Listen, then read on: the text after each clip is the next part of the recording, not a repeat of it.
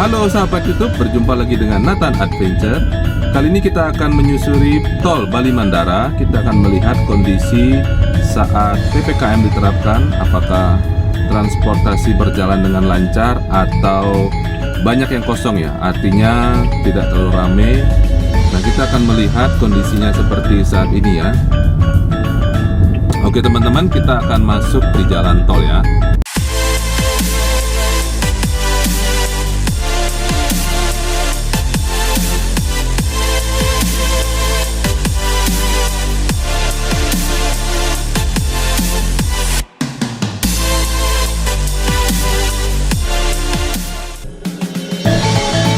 Oke sahabat YouTube semua, kita sudah memasuki area tol ya. Kita akan melewati tol dari pintu tol Nusa Dua ya teman-teman.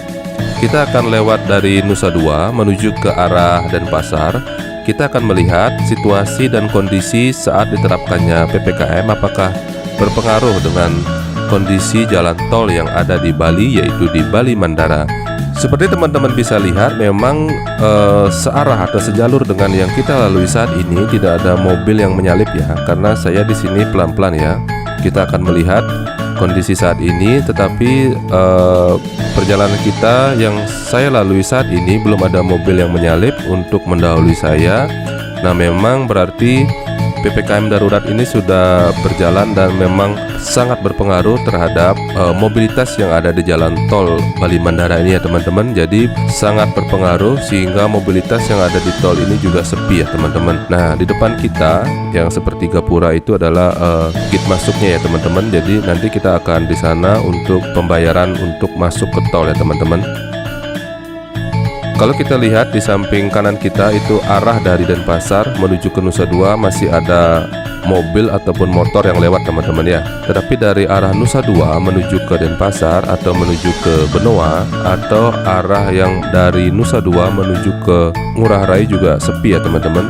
Nah, kita juga bisa lihat gerbang tol di Nusa Dua ini tidak ada mobil yang kita lihat ya. Oke, kita akan masuk dulu, kita akan bayar dulu ya.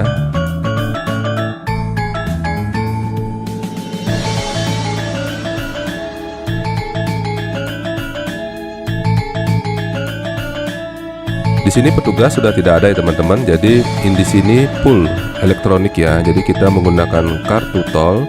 Nah, pada saat tol ini dibuka, itu kita bisa menggunakan uang tunai ya teman-teman. Jadi masih bisa menggunakan uang tunai. Jadi ada petugas yang incas di gerbang tolnya ya. Nah, untuk saat ini itu sudah tidak ada lagi petugas yang incas. Nah, jadi buat teman-teman yang ingin lewat ke tol, dipastikan kartu tolnya isi saldo dulu ya. Karena kalau tidak isi saldo, maka teman-teman tidak bisa lewat. Nah, kebanyakan orang yang lupa untuk isi saldo, biasanya mereka menitipkan atau minta tolong ke mobil yang ada di belakangnya ya teman-teman. Tapi kalau dengan kondisi tol lagi sepi seperti ini, akan sangat sulit ya kalau kita kehabisan saldo di kartu tol kita, karena tidak ada mobil yang lewat. Oke teman-teman, kita akan lewati terus ya jalan tol ini. Kita akan melihat kondisinya sampai ke ujung ke arah pintu tol yang ada di Denpasar. Untuk tol Bali Mandara sendiri ini panjangnya kurang lebih 12,7 km ya. Jadi tol Bali Mandara ini menghubungkan 3 titik ya teman-teman. Itu dari Denpasar atau Pelabuhan Benoa yang akan kita tuju saat ini. Kemudian dari Bandara Ngurah Rai Internasional satu lagi titiknya, dan dari Nusa Dua. Nah, Nusa Dua ini tempat kita masuk tadi ya, dari arah pintu tol Nusa Dua. Jadi untuk tol Bali Mandara merupakan tol pertama di Bali dan tol kedua di Indonesia ya, yang dibangun di atas laut ya teman-teman. Jadi tol ini sangat istimewa sebenarnya ya. Jadi tol ini diresmikan tahun 2013 waktu zaman Presiden SBY.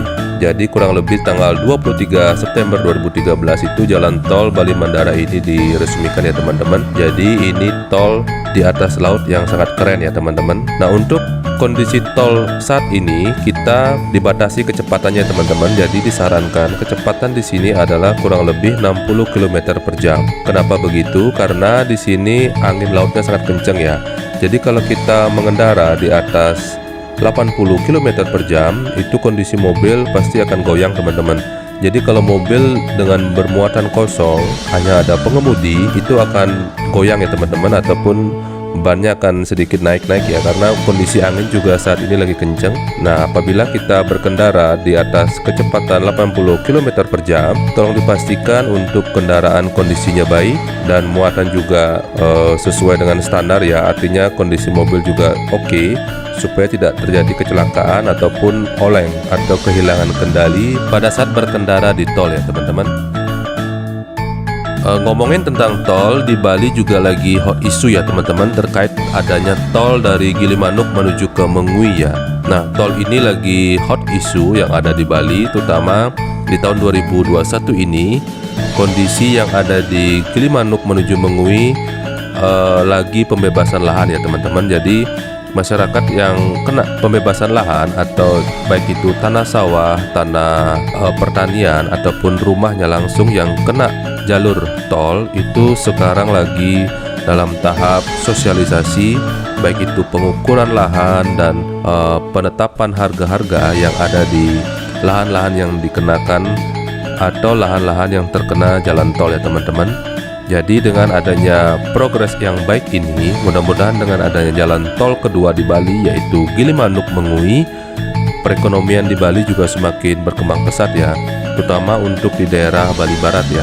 Karena di daerah Tabanan, daerah Negara ataupun Jembrana itu untuk perkembangan ekonomi di sana masih lesu ya teman-teman, karena di sana memang mendominasi adalah pertanian dan ada juga untuk perkebunan.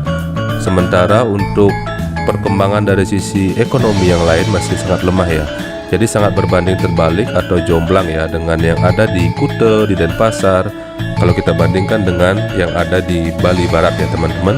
Sehingga dengan adanya tol nanti, baik itu dengan adanya beberapa pintu tol yang di sana, karena ada tempat-tempat wisata yang pasti akan semakin dekat untuk kita kunjungi ya. Karena dengan adanya tol, maka akses menuju ke jalan ataupun akses menuju ke daerah-daerah wisata akan semakin dekat ya teman-teman. Kita doakan ya supaya jalan tol itu berjalan dengan lancar, sehingga 2 atau 3 tahun lagi jalan tol itu akan selesai teman-teman. Oke, kita sudah hampir setengah jalan ya menuju ke pintu tol yang ada di Denpasar ya teman-teman. Oke, kita akan gaspol terus ya.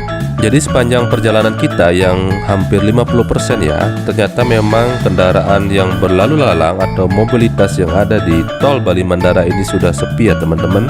Jadi kalau kita flashback lagi sebelum adanya pandemi, jadi tol ini sangat bermanfaat untuk wisatawan ya yang berkunjung dari Denpasar menuju ke Nusa Dua, baik itu wisatawan yang menggunakan bis ataupun mobil pribadi ya, ataupun yang dari Nusa Dua menuju ke bandara yang ada di Ngurah Rai. Nah, itu sangat membantu ya teman-teman, karena pada saat sebelum pandemi jalanan yang ada di Denpasar arah Nusa Dua itu sangat macet ya. Saat ini dengan pandemi yang kita lalui dari tahun 2020 sampai 2021 saat ini, yang hampir setahun ya, kalau sampai di akhir tahun 2021 ini kondisi ekonomi di Bali masih tiarap ya teman-teman. Jadi yang kita lihat di berita itu ekonomi Bali masih minus ya. Jadi perkembangan Bali masih stagnan, belum ada perubahan yang sangat signifikan ya teman-teman. Nah, di depan kita ini ada petunjuk arah ya. Kalau kita lurus kita menuju ke Pelabuhan Benoa, kalau kita ke kiri itu menuju ke arah Denpasar ya. Nah, di depan kita akan ke arah kiri ya teman-teman, kita akan menuju ke Denpasar. Nah, di depan kita di samping kanan ini adalah gerbang tol ya dari arah Denpasar ya teman-teman.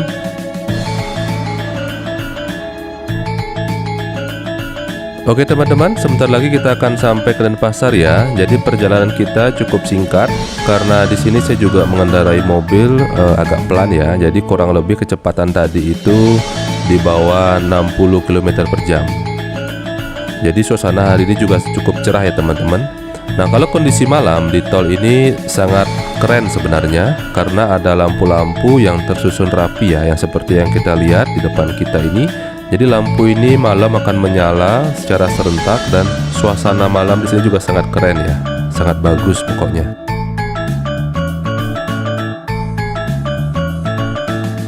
Nah, di sini juga teman-teman bisa perhatikan ya, mobil dari arah berlawanan juga sangat sepi ya, dari arah Denpasar juga sangat sepi teman-teman. Jadi memang penerapan PPKM yang ada di Bali ini cukup ketat dan cukup tertib ya. Jadi sangat ditaati oleh masyarakat yang ada di Bali yang melakukan bisnis ataupun usaha.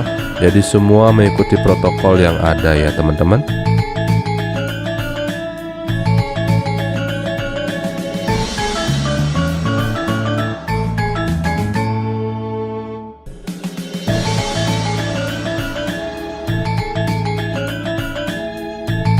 Oke sahabat YouTube semua, sahabat Nathan Adventure, itu tadi perjalanan kita ya dari arah tol Nusa Dua menuju ke pintu tol atau gerbang tol yang ada di Denpasar ya. Nah seperti inilah kondisi saat PPKM darurat yang diterapkan di Bali ya teman-teman.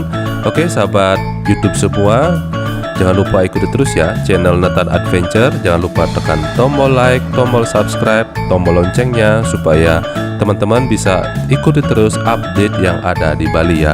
Oke sahabat semua, sampai bertemu di video saya selanjutnya. Terima kasih.